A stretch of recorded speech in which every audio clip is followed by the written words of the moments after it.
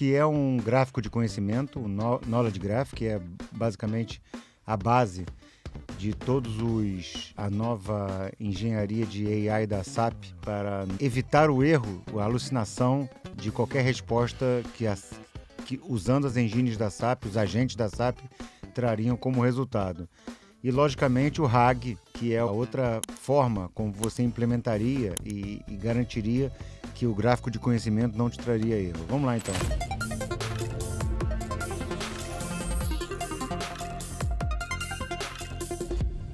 Primeiro, vamos explicar o que é o gráfico de conhecimento.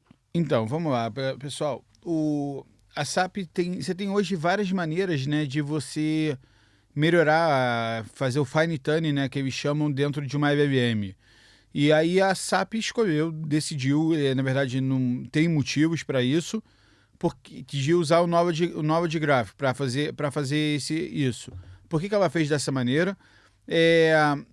A maneira que ela encontrou de você conseguir contextualizar o cenário de negócio para dentro de uma LLM, tá?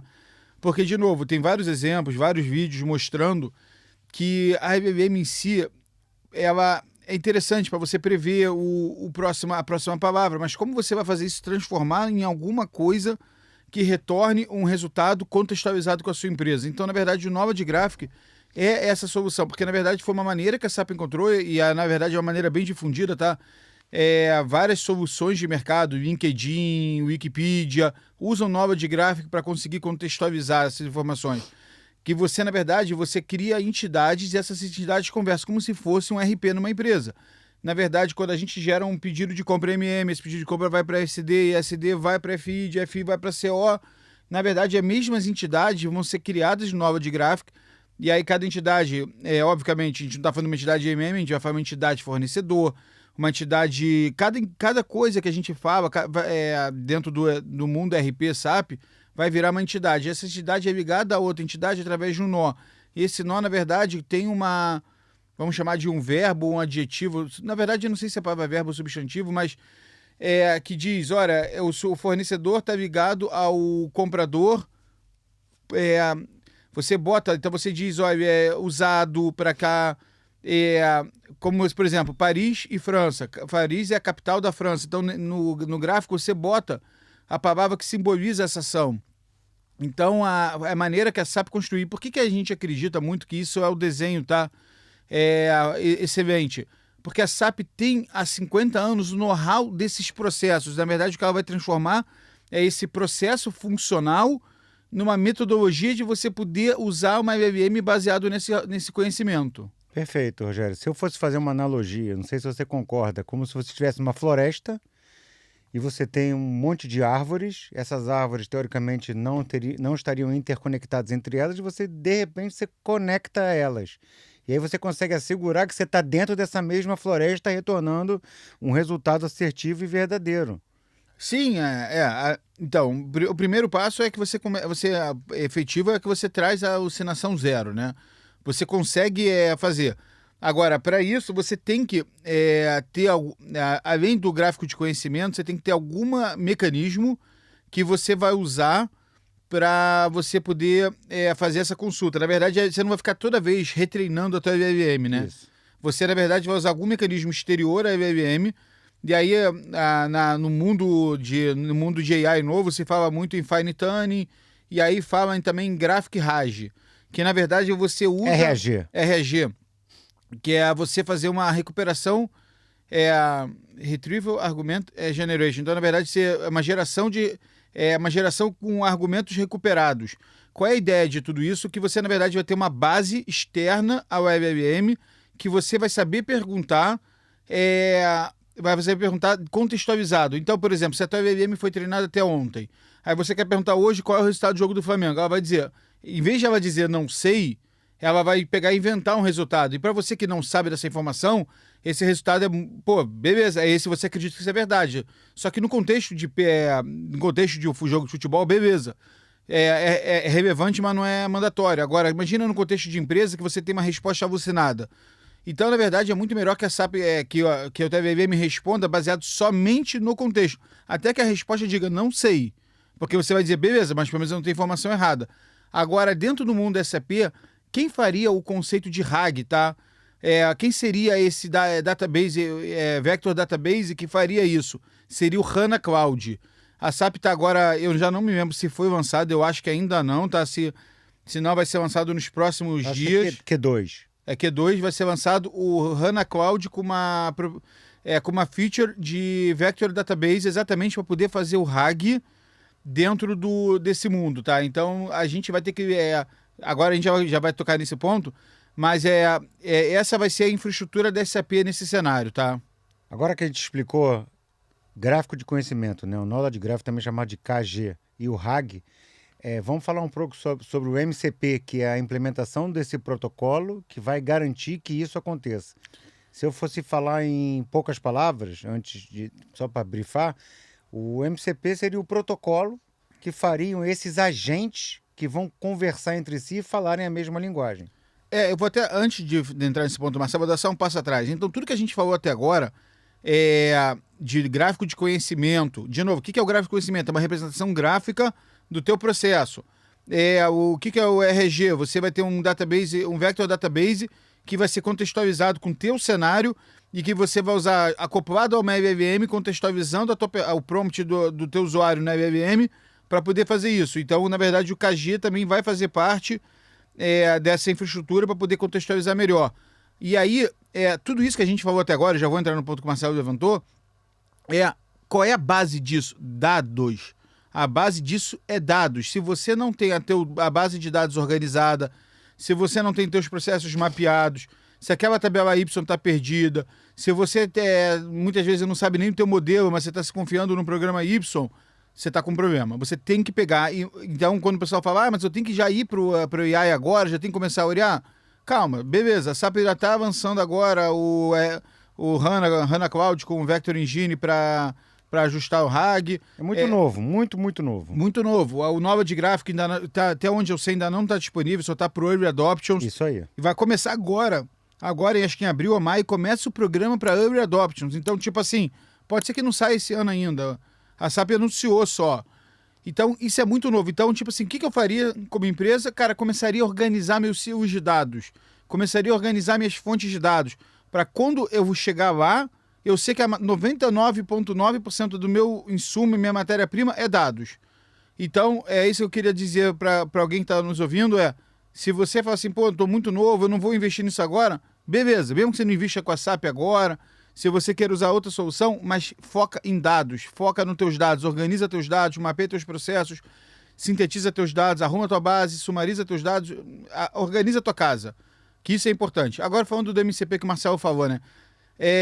Qual é o nosso ponto sobre o MCP? Na verdade, a gente vai dizer assim, beleza, tudo que a gente está trabalhando até agora, falou do RAG, do KG, do HANA Cloud usando como Vector Database, beleza, mas tudo isso é para dar um prompt interessante ao usuário? Beleza, num primeiro momento pode ser, mas não é só isso, esse é o ponto. O prompt do usuário é o que a gente já tem hoje na nossa vida particular, no Cloud, não sei como é que você fala, Cloud da Microsoft. Qual? O Cloud, acho que a pronúncia correta seria talvez Cloud da Microsoft, tem o DeepSeek, tem o GPT, o AI. Copilot, você quer falar? Não, é o Cloud. Ok. E aí, o que a gente hoje usa na nossa vida particular, a gente vai contextualizar para a nossa empresa. Beleza, trazer um prompt interessante, trazer um prompt assertivo, sem alucinação, já é um passo absurdo sobre o que a gente tem hoje. Só que, na verdade, isso ficaria restrito ao a gente fazer telas de prompt, a gente ter como se fosse um Joule só com prompt, fazer pergunta-resposta, pergunta-resposta. Aí hoje, na verdade, e aí a passos largos, né, o AI está avançando, na verdade eu não preciso fazer isso, eu posso criar um agente, que seria como se fosse um serviço, que é exatamente como o Marcelo falou, e esse serviço vai fazer cotação. E aí eu tenho um serviço seguinte, que esse serviço de cotação vai chamar, que ele vai fazer a requisição de compra. Então ele vai chamar o SAP, vai chamar o Ariba e vai criar uma cotação de compra. Depois de ter feito isso, pode ser que já tenha um serviço que vai olhar tudo isso que foi feito e vai aprovar, porque está dentro da minha alçada, está dentro dos parâmetros, tem todos os pré-requisitos que ele vai conseguir aprender e vai fazer a aprovação. Vai ter um próximo serviço que vai fazer a liberação, e aí vamos andando com o processo. Então, tudo que a gente falou até agora são serviços, só que esses serviços, na verdade, vão ser startados pela WebM. Então, você tem que ter um protocolo que seja comum, que a própria WebM saiba conversar para ela iniciando os serviços, seja porque ela detectou que aqui pode ter uma fraude, então ela vai iniciar um serviço de workflow de início de fraude, em vez de startar uma requisição de compra. Ela vai startar um outro workflow de detecção de anomalia para poder detectar se tem a fraude. Então, tudo isso são serviços. Só que se você não tiver um protocolo regulamentado, estandarizado para executar esses serviços, imagina que para cada LLM ou para cada serviço que eu criar, eu tenho que ensinar a LLM, olha, você tem esse parâmetro, você tem essas funções. Imagina, vai ficar uma loucura. Você não vai conseguir fazer isso de numa escala automática. Então, na verdade, o MCP é uma tecnologia muito nova, tá? Se você pesquisar a maioria dos vídeos, materiais, tem coisa de 1 mês, 2 meses, é muito pouco, tá? Que, na verdade, o mundo está criando para poder estandarizar esses serviços e poder o teu fluxo saber chamar automaticamente esses serviços. Isso vai ser assim Com o advento da LLM, cada um pode criar o seu serviço, a sua API, e você tem que fazer com que esses agentes API, seja lá como você queira chamar, conversem entre si. É um protocolo mesmo, é como você disse, é uma standardização da comunicação entre os serviços. Isso vai ser formidável. Imagina, aquele processo todo que a gente faz manual hoje, você vai usar a LLM contextualizada, e aí você começa a botar mais serviços, tá? Você aí começa a pegar extração de dados. Então, por exemplo, eu recebo muito e-mail com um contrato. Hoje, muitas vezes, e aí a gente vê isso dentro da empresa, o gerente vai lá, abre aquele e-mail, quer voltar numa página, quer ver um contrato, ele abre o contrato, agora acabou. Esses contratos já vão estar contextualizados num vector database, que quando você fizer a pergunta, ele vai ali, vai olhar qual é o chunk que ela responde, vai contextualizar a LLM, vai pegar junto com a LLM a retirar a informação e vai devolver para você. Então, na verdade, isso tudo é muito novo, tá? A gente está falando de coisas que estão sendo lançadas agora, mas se parar para pensar, todo esse processo, que muitas vezes é feito hoje de forma manual, você receber um e-mail, um contrato, esse contrato você avaliar, você depois ver um pedaço, você startar para o teu fornecedor devolvendo, pode ser feito através de agentes de AI. Cara, legal você ter falado sobre isso. Eu peguei um caso aqui, um exemplo que deram na internet, como isso seria na prática, né? Um estudo de caso, né? Então, eles dão um exemplo aqui de um escritório de contabilidade modernizado. E como ele faz antigamente um escritório, você tem grandes volumes de documentos que precisa analisar, você precisa juntar a nota fiscal com o que foi pago, com toda a parte de gestão financeira, com armazenamento, etc, etc. Aí, o que ele faz? Vamos lá, como esse protocolo mudaria, o MCP mudaria a interligação entre esses entes, né, que a gente chama de agentes. Primeiro, a integração dos sistemas. Ele dá o exemplo aqui como um escritório, ele implementou um plugin baseado em gestão financeira e outro de armazenamento de documentos. A intenção não é cada um andar por si próprio, é cada um falar por si só, mas se comunicar. Você quer saber que a gestão financeira tem que saber aonde está o documento de nota fiscal comprovando que aquela conta foi paga ou deixou de ser paga, etc. Outra coisa, uma automatização das tarefas. Se descobriu que alguma coisa não está de acordo com o flow, ou seja, não foi classificado, organizado da menor maneira possível, você tem que alertar, né? Sair um outro flow dizendo, olha, tem algum erro aqui nesse caminho dessa gestão de contábil aqui, e você tem que alertar isso mais rápido. Só através do MCP, desse protocolo que você faça com que essas entidades ou esses agentes se falem, que vai alertar.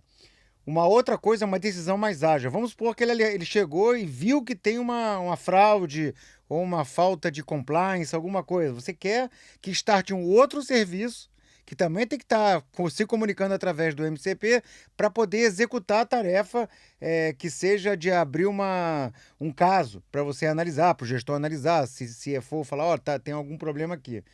E o resultado prático, o que eles dão aqui, é que esse escritório, que ele foi usado como modelo, ele observou uma melhoria da eficiência operacional, reduziu assim, quase 100% o tipo de erro, porque você não tem mais humano fazendo isso, e os clientes passaram a ter dados muito mais rápido. Então, assim, cara, eu falei isso há uns episódios atrás, essa tecnologia veio para ficar, eu não acho que ela vai embora, pelo contrário, ela vai ficar e vai se modernizar e melhorar a cada versão dela, né? Isso, como você disse, é uma coisa que saiu agora há 1 mês, 2 meses, é totalmente novo, mas matematicamente já está provado que vai melhorar muito, tanto da parte de gestão quanto da parte de execução de tarefas, né? Só para terminar, e salientar aqui que existe um excesso de acesso aos dados, é o que eles falam aqui. Porque como você tem muito dado, você acaba acessando dados que não tem nada a ver com o que você deveria. Então, você tem que fazer ela ficar mais ainda eficiente. Hoje, um escritório de contabilidade, pode ser que ele tenha os dados ali, sei lá, 10 mil contas, 5 mil contas, você consegue tratar. Agora, imagina um banco mundial, que nem o JP Morgan, que ele tem, sei lá, zilhões de contas no mundo inteiro. Imagina detectar uma fraude em algum país da África, que ele tenha conta. Assim, é muito grande o volume de dados. Então, assim, uma coisa que ele fala, evitar coleta excessiva, tem que aprender a isso. Evitar dar permissões não necessárias, né? E ficar... usar o MCP com muito cuidado para você não integrar múltiplos sistemas que não precisam se comunicar. Como ele usa, por exemplo, sei lá, o teu CRM de fato precisa falar com o teu RH? O teu gestão de clientes precisa falar com a gestão dos teus funcionários? Não tem nada a ver. Então, para que integrar esses dois agentes? Você está gastando velocidade de resposta, você está gastando execução de máquina, que hoje a gente sabe que é muito caro, isso qualquer hyperscaler, qualquer cloud que você usa, você paga por acesso. E toda hora que você manda alguma coisa aprender, você está pagando. Então, como a gente gosta de falar, hold your horses, né? Diminui um pouco, vê exatamente o que você precisa. E não obstante, para terminar, privilégios administrativos, que também fala. Cuidado com os privilégios que você está dando para essas máquinas alterarem, fazerem além de consulta, para além de consultas. Por exemplo, a gente fez um estudo de caso lá com o pessoal da SAP que um dos agentes ele criou um pedido de compra que era o dobro do pedido de compra anterior, como teste. Então, assim, você pode estar dando privilégio errado, isso é uma coisa muito importante. Instalação de softwares não autorizados, que é muito importante, ou seja, o cara, na hora que o agente tiver força para fazer instalações e tomar decisões por conta própria, tem que saber direitinho o que ele vai poder fazer. Propagação de alterações, que nada mais é do que, como eu tenho autoridade para fazer alguma coisa, eu estou delegando a outro agente. Pô, Deus me livre. Se o cara já está errado ali, o agente está errado, tendo algumas autorizações que ele não deveria, imagina ele outorgar para outros agentes, né? E exposições de logs internos e auditorias, que isso não pode nunca sair, dados privados da empresa que o agente vai ter acesso, mas ele tem que ser numa outra camada, isso aí a gente pode falar num outro podcast, mas ele tem que sim se colocar como um back-end, né? Como a gente sempre fala, quando você fica em nível de kernel que você não pode nem debugar, tem que ser nesse nível, né? São logs e dados auditados, que isso tem que ficar extremamente interno. Falei besteira, Rogério? Não, negativo. E tem até uma frase da Elon Musk, que se eu não me engano, eu vi uma reportagem ontem, dizendo que ele já se preocupa que em 2026, quer dizer, ano que vem, pode ter um apagão de infraestrutura energética devido à quantidade de data centers de AI que estão sendo criados. Que ele consome muito, muito mais que um data center normal, que já não era uma coisa que o mundo estava preparado. E aí, quando a gente começa a falar desse data center de AI, o consumo é violentamente. Ele deu uma nota lá, se foi no X, que ele falou que ele já está preocupado para 2026, quer dizer, ano que vem. Não é uma parada que a gente sempre falou, o petróleo vai acabar daqui a 100 anos. Sempre na nossa, pelo menos na minha vida, as coisas que a gente via era para décadas. Agora a gente está falando, daqui a 365 dias pode ser que eu tenha um problema de apagão. Isso é um problema, porque você não constrói uma usina em 365 dias. Como é que você resolve esse problema? Se a gente criar mais à medida que as coisas estão indo. Agora, isso que o Marcelo falou, cara, é um ponto extremamente preocupante. Você imagina isso que o Marcelo falou, você dá um acesso extra, e a gente no SAP, tá dentro do mundo Fiori, acompanhando, o uso do DCL, por exemplo, é uma coisa que a gente não vê implementado, a gente não vê, as empresas não estão isso ainda claro. Aí você imagina agora você começar a jogar para serviços, para agentes, processamento, sem fazer endereçamento correto do que ele pode. Daqui a pouco, é o que o Marcelo falou, eu vou chegar lá, vou acordar de manhã, a gente criou 10 mil pedidos de compra, já foi pro fornecedor. Eu vou dizer, calma aí, por que você fez isso? Não, aí ele vai lá, eu vou ver, ele analisou, ele tomou a decisão, ele já está autônomo, são agentes autônomos, e aí ele vai lá e criou. Ou ele foi lá e aprovou, isso já está para pagamento. Imagina o problema que a gente vai ter disso. Então... Tem que usar com moderação. Por isso que a gente acredita que, tipo assim, a gente ainda está... No começo, pelo menos. A gente ainda está muito no início, muito nessas fases... Embrionário. Bem embrionário isso, porque problemas disso, e de novo, o que isso tem a ver? Minha base de dados. Eu estou organizando, perfilando meus perfis de forma correta, ou todo mundo tem quase SAP-all dentro da empresa? Eu estou dando acesso para as pessoas somente... Esquece o mundo do agente AI. Hoje... Dentro da minha empresa, os caras acessam, os meus funcionários acessam dados que eles, somente os dados que eles precisam ou acessam outros dados? Eles conseguem fazer mais coisas do que eles precisam ou conseguem fazer? Agora, você imagina, hoje a gente está falando de funcionário, que isso é humano, que isso é avogável, que de certa maneira ele também tem, vamos dizer, o princípio de ele não quer fazer uma coisa que não é dele, ele também não quer fazer uma coisa errada que vai ficar registrado o nome dele. Agora você imagina uma máquina autônoma que ela recebe de criar pedido, de pagar pedido, de aprovar pedido. E quando você chega lá, a empresa foi feita, tu acorda, no dia seguinte a empresa é outra.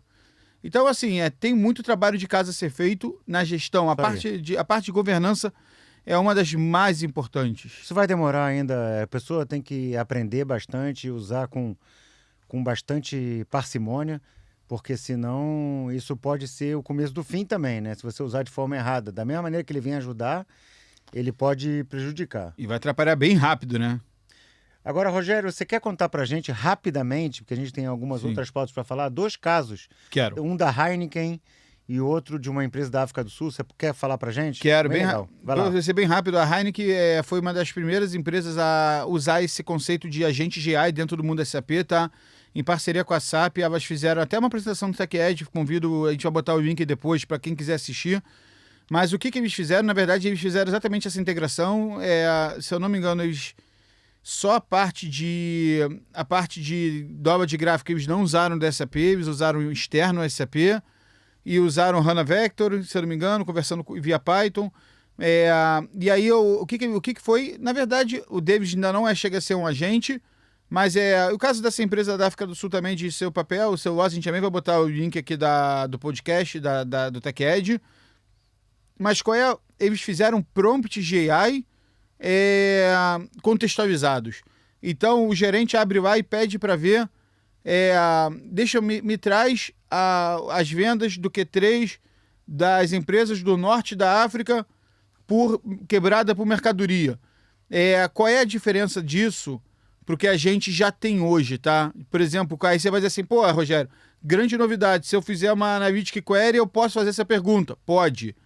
O que eles fizeram foi um passo além. Na verdade, o que eles fizeram, eles usaram,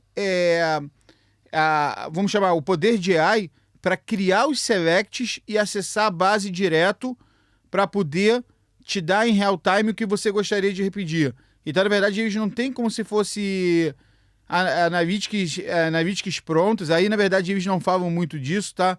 Eu acho que, minha visão é que eles têm essas analytics prontas, contextualizaram tudo que eles têm e eles foram lá e fizeram essas perguntas dinamicamente através de prompt. Então, em vez de eu pegar e fazer um application para poder usar essa analytics e consumir ela, eles deixaram como se fosse uma biblioteca de analytics preparada, contextualizaram isso num database, um vector database, e aí fizeram um prompt que perguntava. E aí, aí qual é a inteligência?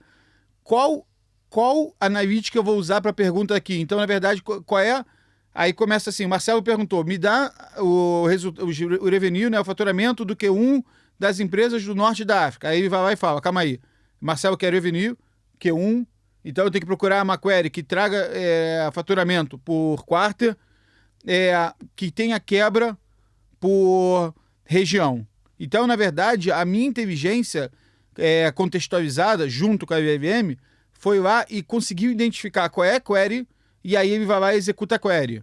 Eu não acho que até pela velocidade, pelo tamanho da Heineken, tudo, que na verdade eles geraram um SQL direto e esse SQL foi executado lá na base de dados. Até porque eu acho que seria problema de compliance também. Mas esse exemplo é maravilhoso, tá? Isso tudo, a gente volta de novo ao gráfico, Knowledge Graphic. Se a gente olhar hoje as apresentações, os previews, a gente vai botar também um videozinho aqui no nosso link do Knowledge Graphic. A SAP, eu posso estar errando agora o número, treinou o Knowledge Graphic dela nessa versão alfa em 456 mil tabelas e 80 mil CDS, e aí mais quase 500 mil de search helps. Para que ela fez isso? Porque, na verdade, quando você fizer uma pergunta, ela vai devolver qual é o processo, entre parênteses, para os ABAPers, CDS View, Incrível. que responde a essa pergunta.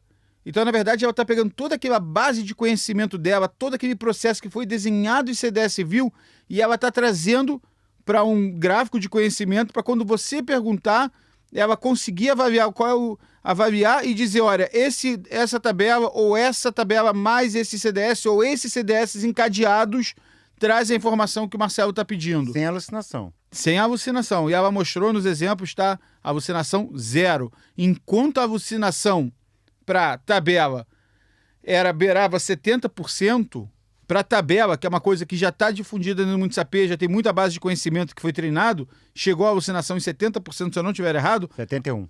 Para CDS foi 100%, porque é uma coisa nova. 100% de alucinação. De alucinação. CDS, quando você não usava uma base de conhecimento junto com RAG, RG, você tinha para CDS, que é onde está a parte mais nobre do teu S4, perfeito, 100% de alucinação. Quer dizer, não servia para nada. Se a gente parar por olhar e dizer assim, se eu não tiver instrumentos para contextualizar a minha informação, o LLM puro para o mundo S4 não me serve para absolutamente nada. Rogério, a gente já está com quase 28 minutos de podcast, caminhando para a parte final.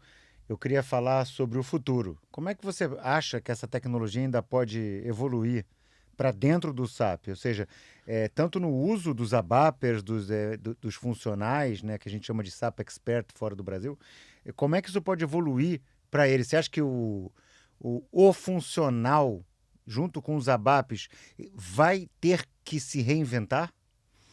Acho, porque o conhecimento hoje, quando a gente pega lá e a gente consegue contextualizar uma CDS e botar uma LLM, um motor embaixo, para conseguir me dar essas informações, muitas vezes o processo agora vai pegar e vai sair da mão puramente do funcional e vai para uma ferramenta. Uhum. Então, isso é um primeiro ponto. Agora, óbvio que isso não vai substituir o trabalho do funcional. O funcional entender o que o cliente, a necessidade do usuário e conseguir transformar isso em processo de negócio, óbvio que isso não muda. Agora, que não vai ficar mais restrito exclusivamente à mão do funcional, que vai ter essa informação agora, vai ser desmistificada, vai ser democratizada, vai. Para o mundo ABAP, eu sugiro até os ABAPers estudarem talvez 3 pontos, tá? Que é a parte de Knowledge Graphic, isso é mandatório. A parte de HANA Cloud, do Vector Engine da HANA Cloud, como esse miolo vai ser usado para fazer o RG. E MCP também. E MCP, exatamente. São os 3 pontos que eu acho que todo mundo tem que estudar, porque o MCP vai a base para eu poder criar serviços e fazer os agentes se comunicarem entre si. Sim, de novo, né? Você não precisa entender isso no âmago da questão, né? Matematicamente provado o que está acontecendo, como é que esse vetor vai calcular uma matriz para se provar que aquilo está certo. Mas sim a ideia, o conceito tem que ser muito bem entendido para poder ajudar a ter respostas não alucinadas, certo? Certo, perfeito. E aí é pegar exemplos práticos, tá? Nos Stack Edge, pegar material fora, de como aplicar isso dentro do SAP. E mais um ponto que eu botaria aqui, que eu acho que para o ABAP também vai ser interessante, ISLM, tá? É um framework, Intelligent Cenários Lifecycle Management, tá? Como o mundo ABAP, como se eu estou fazendo agora um aplicativo Fiori, e esse aplicativo eu quero botar um serviço de detecção de fraude, como eu comunico isso com o AI lá do BTP? Como eu faço essa comunicação do meu application do ABAP com o AI do BTP? Hoje através do SLM. Então isso também, vamos deixar como um 4º tópico, vale a pena o desenvolvedor ABAP começar a estudar, De novo, não é que a ABAP, daqui a pouco alguém vai tirar um meme da gente e vai dizer Rogério e Marcelo falam que a ABAP vai morrer amanhã. Não, pelo contrário, a ABAP não vai morrer, já tem SDK do ABAP com AI. Não, vai ter que se reinventar.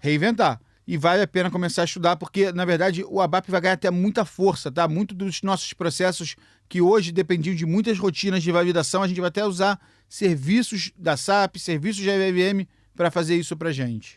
Rogério, eu queria destacar, a gente tem 2 slides para mostrar rapidamente, mas antes disso, eu queria saber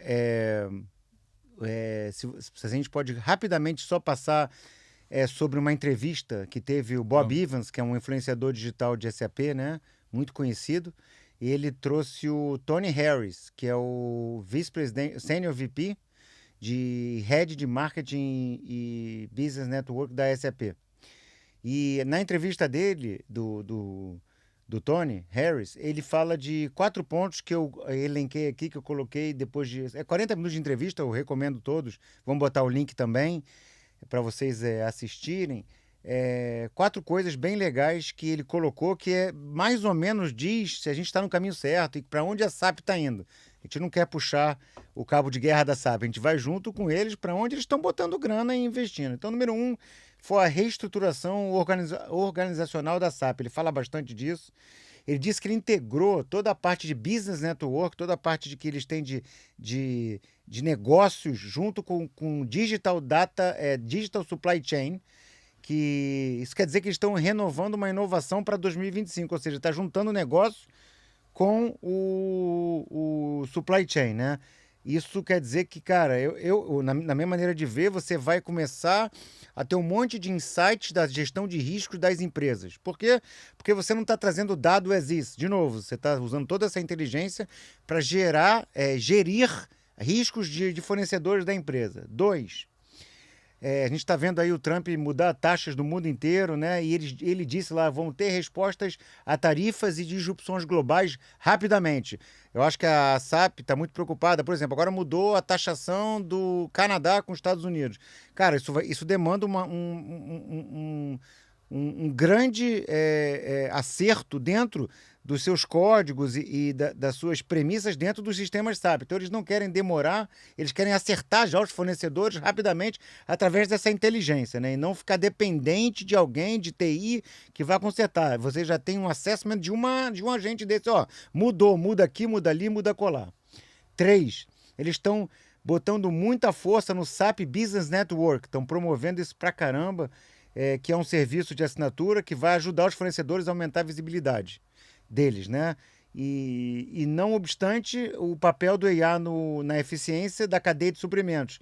Inclusive ele fala, ele destaca que eu coloquei aqui, o Tony Harris destacou que a AI, né, a inteligência artificial, vai requerer vastos volumes de dados para tomar decisões apropriadas, em conjunto com aplicações de nuvem utilizado por milhares de empresas. Ou seja, ele não só dentro da empresa, como ele vai pegar dados globais, né? Lógico, a SAP, isso não estou falando do cliente, para poder saber o que está acontecendo no mundo. O que você achou da entrevista? Não, eu achei formidável, cara. Você vê como é que a própria SAP está mudando a maneira dela de enxergar os processos.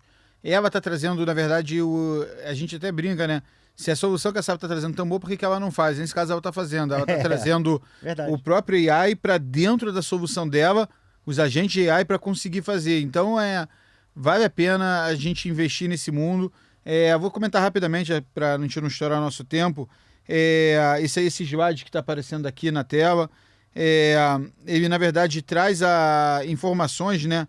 Eu estou com ele aqui também na pequena. Mas repara que o primeiro ponto da esquerda é a integração com SAP HANA. Então, na verdade, o primeiro ponto é esse, o último ponto, a API de OData de integração. Então, na verdade, eu consigo, com esses agentes, integrar também serviços OData. Serviços OData pode ser serviços de S4, por exemplo, que a gente está acostumado, expostos. Um outro ponto interessante, Knowledge Extensibility. Então, na verdade, tudo que a gente está falando, eu tenho que fazer agente, mas o meu processo não é standard, o meu processo tem um documento à parte, o meu processo tem uma particularidade do standard, eu configurei isso, eu tive que criar uma tabela Y, eu tive que fazer um enhancement disso.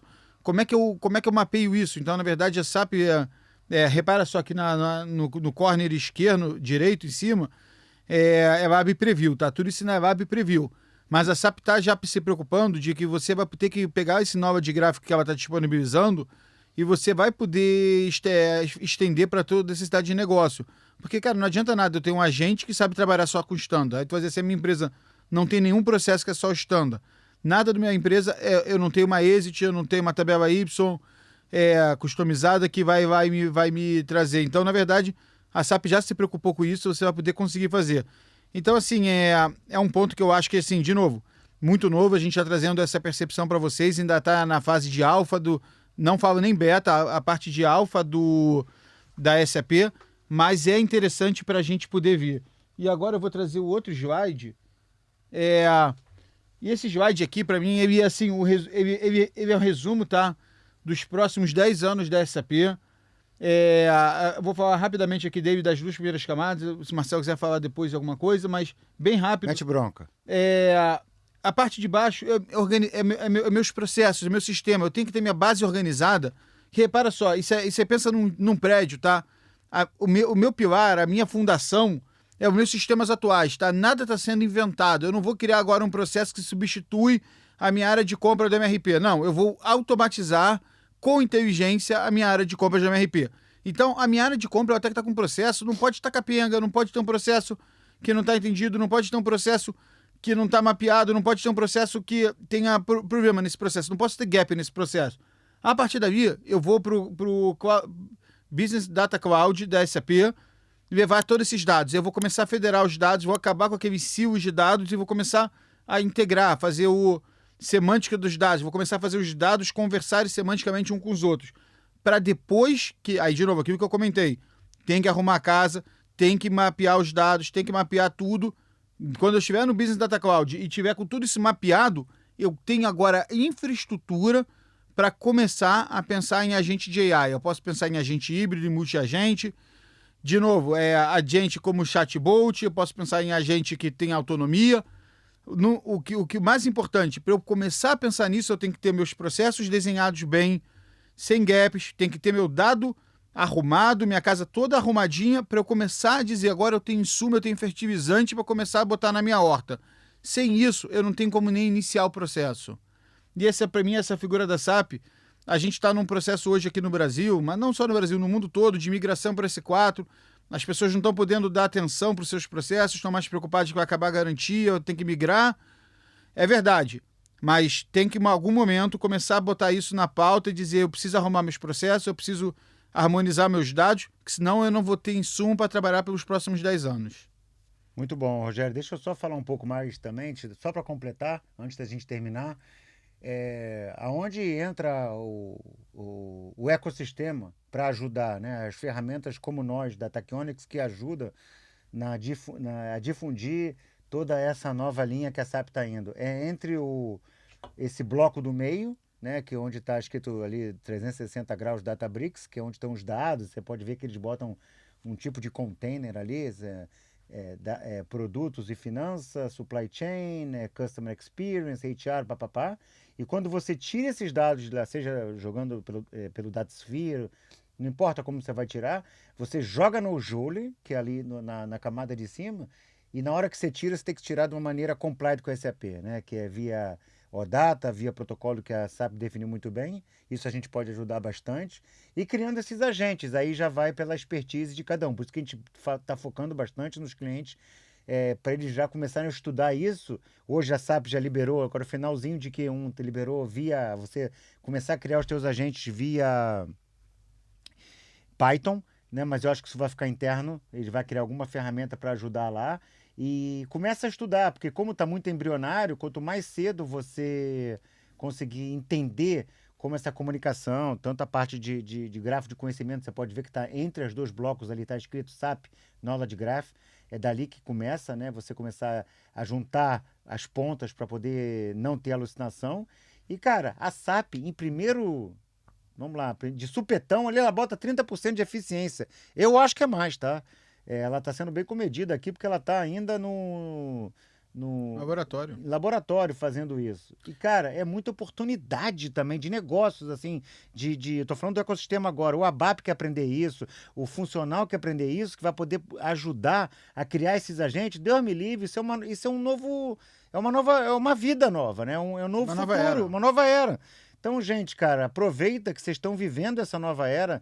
E em vez de reclamar ou falar, vai acabar, não vai acabar a ABAP coisíssima nenhuma, cara. A SAP não tem como acabar com a ABAP. Ela está melhorando e fazendo o ABAP ficar muito mais relevante. E não só um cara que escreve uma query ou que cria lá uma entidade. Um report, uma LV. Não. Ela está botando inteligência em tudo isso. Rogério, essa é a minha mensagem. Eu vou fazer o papel agora de advogado do diabo nesses últimos 10 segundos. Se alguém olhar o blog do Dr. Philip, que é o CTO da SAP, né? Muito bom também. Ele fala, a gente vai botar também esse blog, que ele fala que hoje um App Fiori, se você entender o que é o App Fiori, você fazer ele dentro do teu processo da empresa, entendendo também o processo da empresa, trazer para o App Fiori, que ele está em 2 casos da Uniper, que eles conseguiram reduzir em 50% o tempo da transacional. Então, um processo que feito via SAP GUI levava 10 minutos, hoje, via Fiori, eles botaram 50% a menos. Olha a economia da empresa, se a gente parar para pensar nesse número mágico dele, ele trouxe alguns casos, eu vou botar o link aqui, 50%. Se eu começar agora a deixar 50% do meu time, do tempo do meu time livre para pensar em melhorias, em atender o cliente, em melhorias na manutenção de equipamento, que eu começar a dessobrecarregar o meu time, não estou aumentando o custo da empresa, estou trazendo 50% a mais do time para poder voltar para processos mais críticos da empresa e dar uma atenção melhor. Olha com isso. Isso é uma tecnologia que a gente já tem hoje, tá? Trazer Fiori, a gente já tem isso há 10 anos. Mas é uma coisa que ele trouxe agora, eu achei interessante, que entre blogs de AI, Knowledge Graph, e trazendo RAG, trazendo coisa, o Dr. Philip botou isso. Também é uma coisa que a gente assim, tá olhando para o futuro, mas não vamos esquecer do presente. Só para fazer esse papel. Muito bom. Rogério, eu também queria lembrar todo mundo que nos assiste, e tanto nos cortes quanto no episódio inteiro, a gente está chegando aí a 43 minutos, que é o seguinte, se tiverem dúvidas ou tiverem alguma intenção de ficar, fala um pouco sobre aquilo, não entendi muito essa parte, porque a gente acaba ficando bem técnico, né? Escreve nos comentários, manda mensagem pra gente, a gente tem uma equipe aí que responde rapidamente, chega na gente, essas perguntas e recomendações chegam na gente, então não se aveste, manda ver e muito obrigado pela audiência e continuem assistindo a gente. Obrigado a todos vocês que chegaram até aqui. Abraço, pessoal.